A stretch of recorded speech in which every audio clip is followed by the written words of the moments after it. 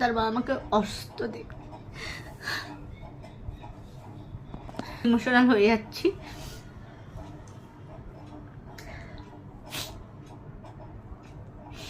আমি জানি অনেকে হয়তো বলবে যে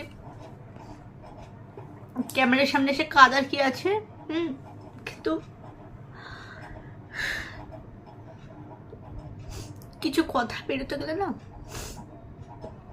সরি, কিছু কথা বলতে গেলে না ইমোশনালটা ধরে রাখা যায় না, চলে আসে। সবাই যে কান্না দেখে কিছু প্রমাণ করতে চায়, কতটা ভালোবাসা কতটা আবেগ এই জিনিসটা সবার মধ্যে থাকে না।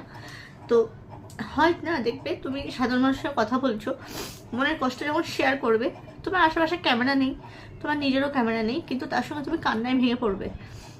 তার মানে এই নয় যে তুমি সিম্প্যাথি নিতে চাইছো, এরকম নয়।